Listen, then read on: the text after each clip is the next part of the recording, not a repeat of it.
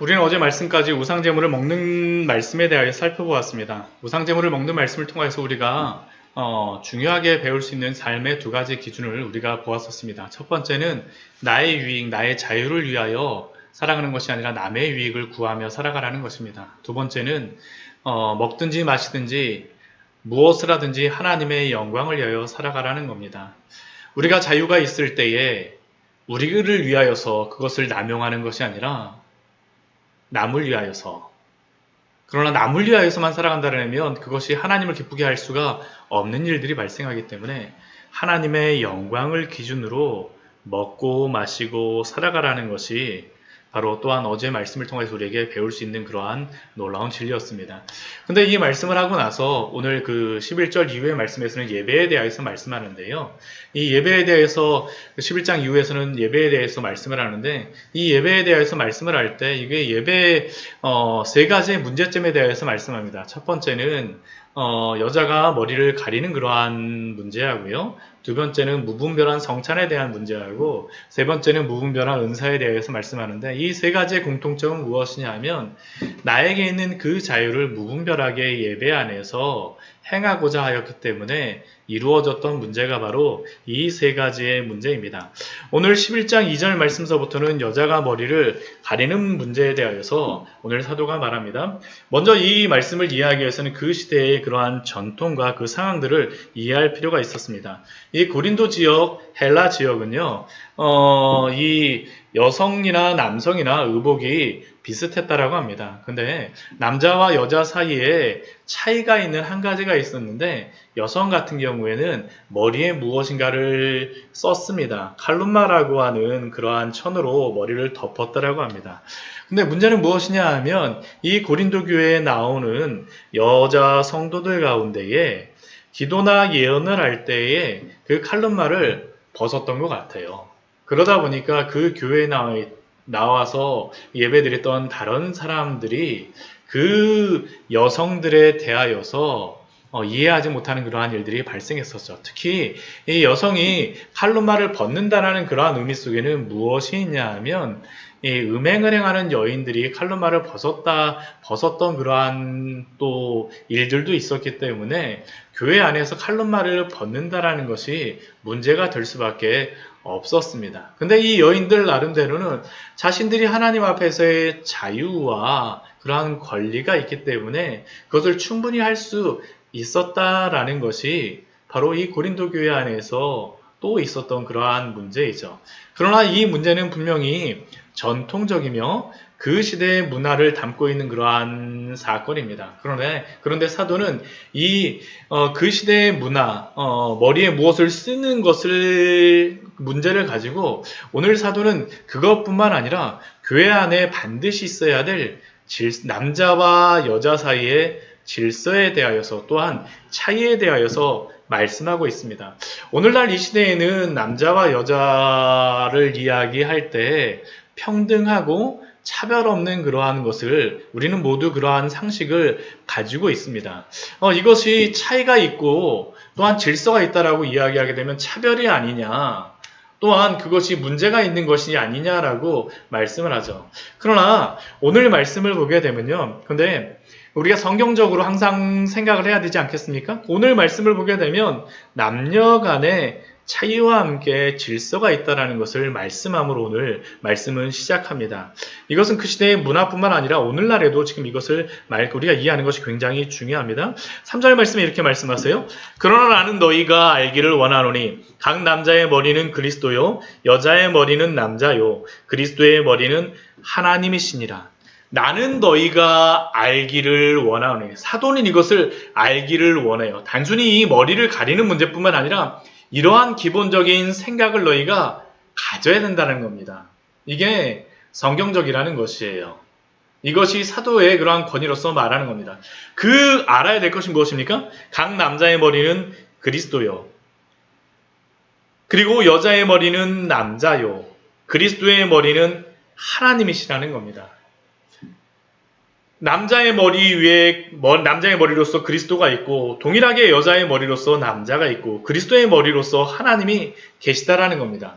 이것은 하나님의 그러한 오늘 말씀은 분명하게 남자와 여자 사이에 어떠한 질서가 있다는 것을 우리에게 말씀하죠. 그런데 그 질서가 어떤 상하관계, 복종관계의 어떠한 주종관계의 그러한 것이 아니라 이것은 평등한 관계 속에서 맺어지는 그러한 질서입니다. 그것을 알 수 있는 게 그리스도의 머리는 하나님이시라고 말씀하세요. 우리가 삼위일체를 우리가 고백할 때 이렇게 고백합니다. 본질은 동일하시나 삼위로 계시니라. 이것은 상하관계를 말하는 것이 아니라 그 성부와 성자와 성령 사이에 그 본질은 동일하시지만 그 안에 하신 일 가운데 질서가 있다라는 것입니다. 하나님께서 계획하시고 그 계획하신 것에 따라서 예수 그리스도께서 이 땅에 오셔서 하나님의 그 구속사역을 이루어 주셨습니다. 질서가 있는 것입니다. 남자와 여자 사이의 그러한 관계에서도 동일합니다. 그리스도와 하나님 사이에 질서가 있듯이 남자와 여자 사이에도 질서가 있다는 것이죠. 질서가 있어요. 관계 속에서의 그러한 질서를 이야기하는 겁니다. 또 이것은 무엇을 말하는 거냐면 차이가 있다는 것도 말씀하고 있습니다. 남자와 여자 사이에 차이가 있어요.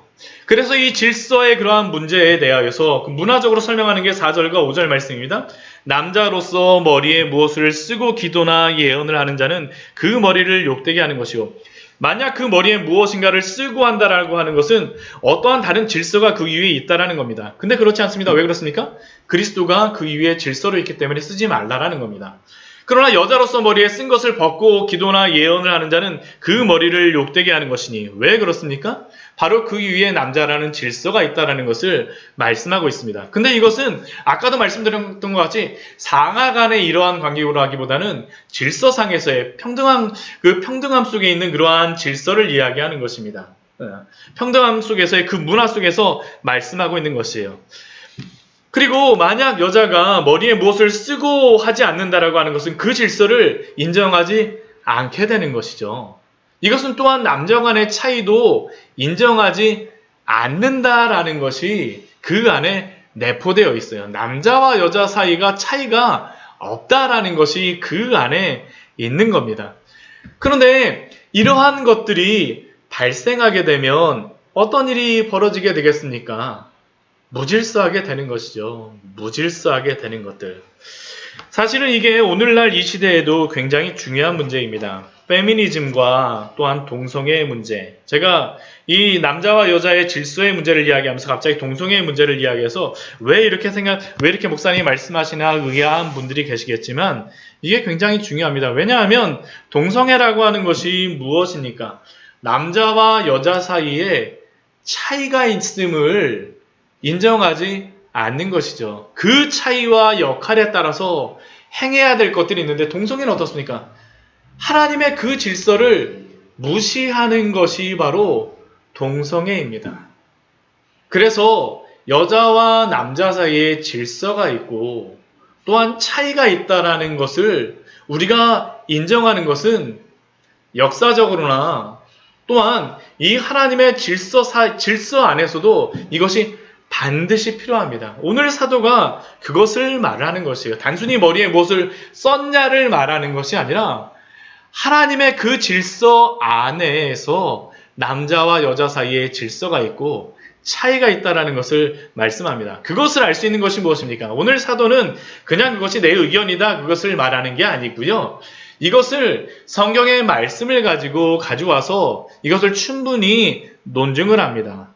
사도가 권위로서만 말하는 것이 아니라 성경에 그렇게 기록되어 있기 때문에 이렇게 말씀해요. 그 가져오는 말씀이 무엇입니까? 바로 창세기의 말씀입니다. 8절 말씀에서 이렇게 말씀하죠. 남자가 여자에게서 난 것이 아니오 여자가 남자에게서 났으며 이 말은 다른 것이 아니죠. 하와가 만들어질 때에 아담의 그러한 갈빗대에서 만들어지지 않습니까? 여자가 먼저 난 것이 아니라 남자가 먼저 난 것이 성경적인 질서라는 것입니다. 그러나 이 갈빗대라는 것이 너무 중요하죠. 머리에서 이렇게 하거나 발에서 무엇인가를 떼서 하는 것이 아니라 갈빗대, 평등하다는 것이 사실은 여기 안에서도 드러나 있는 것입니다. 또 우리 9절 말씀에 보게 되면 이렇게 말씀합니다. 남자가 여자를 위하여 지음을 받지 아니하고 여자가 남자를 위하여 지음을 받은 것이니. 이 말씀은 여자가 남자에게 종속되어져 있다, 그렇게 우리가 이해할 수 있는데 그렇게 이해하면 안 됩니다. 이 말씀의 의미가 무엇입니까? 우리가 창세기 2장 19절과 20절 말씀에 보게 되면 하나님께서 각종 들짐승을 짓고 나서 아담에게 데려오세요. 근데 아담에게 데려오시고 나서 하시는 것이 말씀하시는 것이 무엇이냐면 이름을 지으라고 말씀하세요. 근데 그 이름을 다 지어줬는데 그 결과가 무엇입니까? 2장 20절 말씀을 보면 이렇게 말씀합니다. 아담이 모든 가축과 공중의 새와 들의 모든 짐승에게 이름을 주니라. 아담이 돕는 배필이 없으므로. 아담이 그 모든 그 가축과 공중의 새와 들의 모든 짐승에게 이름을 지어줬는데 돕는 배필이 없어요. 사실은 이 이름을 짓는 것이 다른 것이 아니라 돕는 배필을 찾기 위한 그러한 시간이었습니다. 이 이름을 지어준다라는 것은 누가 누구 위에 있다라는 것을 의미하는 것이지만, 근데 여기서 돕는 배필이 없다는 것은 무엇입니까? 이름을 지어줬는데도 아담의 그러한 그 돕는 배필로서의 그러한 것들이 없다는 겁니다. 어떠한 위아래의 그러한 문제라기보다는 도울 수 있는, 함께 할 수 있는 그러한 배필은 하나님이 만드신 그러한 피조물 중에 없었다라는 것이에요. 그래서 하나님이 누구를 만드십니까? 하와를 만드세요. 하와를. 이 돕는 배필이라는 그 의미는 무엇이냐 하면 마주 보아서 돕는 사람입니다. 위아래가 아니라 마주 보아서 돕는 사람이에요. 마주 보아서 돕는 사람. 질서는 있으나, 질서와 차이는 있으나 그러나 그 관계 안에서 마주보며 돕는다라는 것이죠. 그래서 이렇게 말씀합니다. 그러나 사도는 이 질서가 있음을 분명히 성경 말씀에서 말씀하지만 이것이 또 위아래의 문제로 생각할 것 같아서 사도는 12절 말씀에서 이렇게 또한 말씀해요. 이는 여자가 남자에게서 난 것 같이 남자도 여자로 말미암아 났음이라. 물론 하와가 아담에게서 만들어졌지만 그러나 우리가 모든 사람이 어떻습니까? 어머니에게서 태어나잖아요. 어머니에게서. 남자도 여자로 말미암았습니다. 그리고 그 근본적인 우리의 시작은 누구입니까? 모든 것은 하나님에게서 났느니라 라고 말씀하세요. 결국 하나님이 남자와 여자의 창조주이심을 말씀하시죠. 이것은 우리가 창세기 1장 27절의 말씀에서 분명히 말씀합니다. 하나님이 자기 형상 곧 하나님의 형상대로 사람을 창조하시고 남자와 여자를 창조하시되 남자와 여자를 창조하시고, 남자만 하나님의 형상으로 만드신 것이 아니라 여자도 하나님의 형상으로 창조하셨다는 것을 분명히 말씀합니다. 모든 것은 하나님께서 낳느니라.